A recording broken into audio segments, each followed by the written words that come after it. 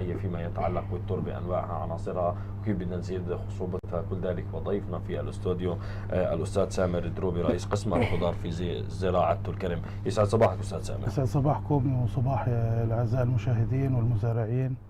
حياك الله، صباحك بالخير يا رب. يعني أستاذ سامر، قبل ما نغوص بمشاكل التربة وكيف نزيد الإنتاجية والخصوبة وكل هاي القصص، بداية حابين نعرف شوي هيك لمحة عن أنواع الترب.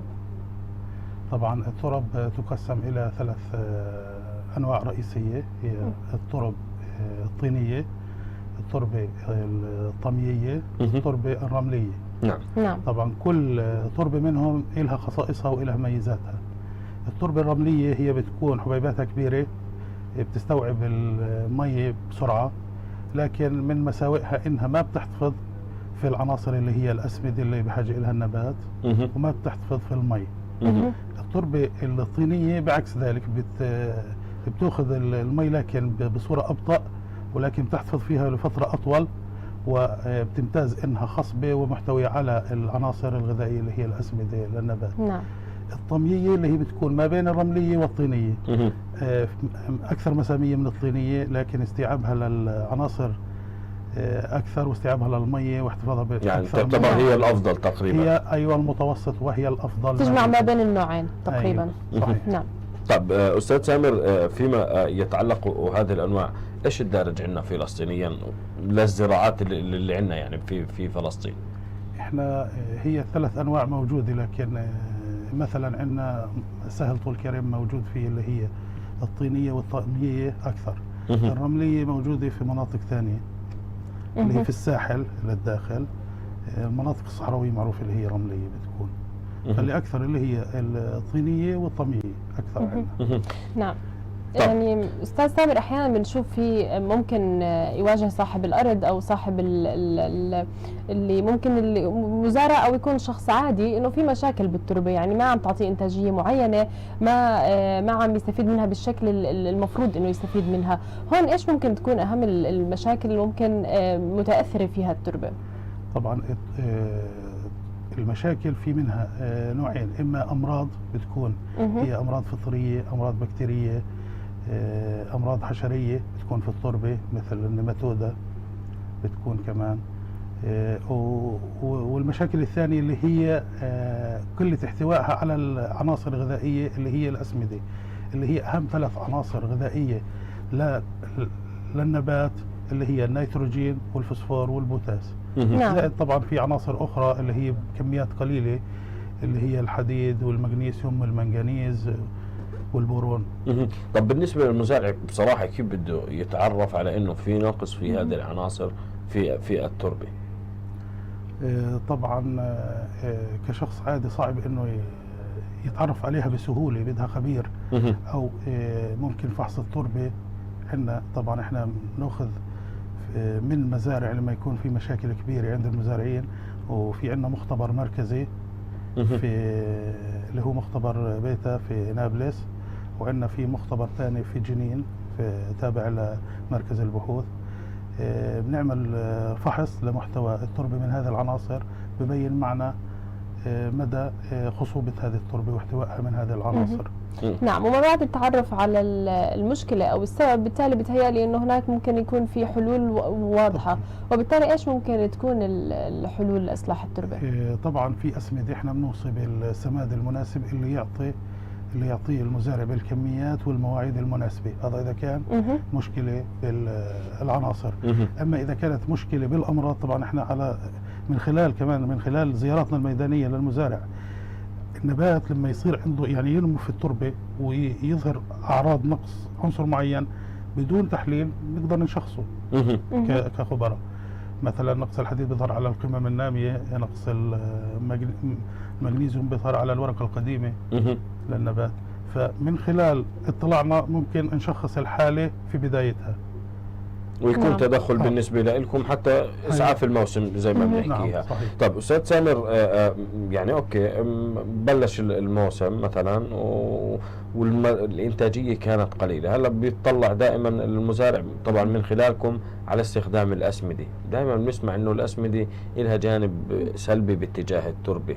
طب كيف إحنا بنوصي فيها وهي بالنسبة يعني في بعض الأحيان هي جانب مساعد؟ كيف هاي المعادلة بدنا نفسرها؟ طبعا ما في شيء كله إيجابيات بالأسمدة ولا سلبيات. بعض الأسمدة بتكون تحتوي على نسبة من الأملاح. لما نزيد إحنا السماد بيكون في معاه مركبات ثانية حاملة، هاي مع تراكم السماد بتزيد. لذلك احنا بنوصل المزارع انه بعد زرعة وزرعة مثلا في الخضار انه يعمل عملية غسيل للتربة. يعني انه ايش مثلا لو حكينا على دنم انه يضيف على الاقل 100 متر مكعب مي لحالها بدون اي اضافة ثانية، اللي هي بتعمل عملية غسيل لقطاع التربة وبتزيل هاي الاملاح الزائدة. كمان المزارع لازم يضيف الكمية المثلى، لا يزيد ولا يقل حسب التوصيات اللي باخذها من المرشد الزراعي، لانه النبات له حاجته، يعني باخذ حاجته زياده عن حاجته بتظلها في التربه، بتصير هي كملح مؤثر على النبته بشكل سلبي وليس ايجابي. عشان هيك احيانا هبه بعض المزارعين بيقول ما بين الزرع وزرع بدي اريح الارض خليها ترجع لعزها زي ما بيحكوها. نعم. استاذ سامر، هل ممكن يكون في هناك يعني بعض الممارسات او السلوكيات الخاطئه من قبل الشخص نفسه تجاه التربه، وبالتالي عشان هيك ممكن تكون في لها مشاكل او بتعرض لمشاكل معها؟ طبعا في كثير حاجات سلبيه، مثل انه مثلا يزرع باستمرار بالتربه. التربه النبات بيستهلك العناصر اللي هو بده اياها من التربه، فالتربه بتنزل خصوبتها، يعني بتقل محتواها من العناصر، فبصير الزراعات اللاحقه غير مجديه او نموها ضعيف. هذا بالنسبه للزراعات الانتاجيه. لو حكينا على مثلا في البيت او على ربات البيوت عندهم اللي هم زارعين الورود، طبعا المفروض اذا كانت موجوده في كواره صغيره كل 6 شهور لسنه بدها تنقل على كواره اكبر وتغير لها التربه، يعني تضيف لها تربه جديده تكون خصبه، تكون مفككه، تكون تحتفظ بالرطوبه. نعم. يعني لو حكينا على التربه الخصبه، احنا بنقول تربه خصبه. التربه الخصبه هي تربه بتكون مناسبة لنمو النبات لامتداد جذوره. طبعا هي التربة عبارة عن قطاع بيمتد الجزء السفلي من النبات اللي هو الجذور فيه، بكون دورها طبعا تمسك النبات، يعني تثبته، تحافظ له على الرطوبة المناسبة اللي بنضيفها اللي هي بعملية الري، تكون بتحتوي على العناصر الغذائية اللي حكينا عنها اللي هي الأسمدة بالصورة اللي بيقدر يمتصها النبات، وبنفس الوقت تكون مهواة، مش يعني مش كومباكت، يعني مش مضغوطة. طب أستاذ سامر، بهاي الحالة وبنحكي عن الخصوبة، والبعض إنه بده يحل مشكلة قلة الخصوبة بروح باتجاه السماد العضوي وبسمد اوكي وبيشتغل وبيقلب الأرض وفق الإرشادات، بس أحيانا بيكون في إخفاقات نتيجة إيش؟ بيحكوا إنه مرتبطة بالحرارة ومش حرارة، فعليا بتزبط ولا ما بتزبط إنه السماد العضوي باتجاه رفع الخصوبة؟ طبعا احنا لو جينا نحكي على التربة مكوناتها إما بتكون معدنية أو عضوية. المكونات المعدنية اللي هي معادن الطين اللي هي مصدرها من الصخور. المادة العضوية هي اللي هي مصدرها عضوي، إما من النباتات أو الحيوانات من بواقيها. الآن احنا لما نضيف المادة العضوية بنحسن من خواص التربة من حيث احتفاظها في العناصر الغذائية واحتفاظها في المية للنبات. لكن إن نجيب مادة عضوية لنفرض زبل حيواني ومباشرة نضيفه للتربة يكون قريب على النبات، هذا بيعمل مشاكل للنبات من حيث أول شيء عملية تخمر عالي، درجة حرارة توصل حوالي 65 ل 70 درجة مئوية، وهذه حارقة لجذور النبات إذا ضفناها قريبة على الساق والجذور.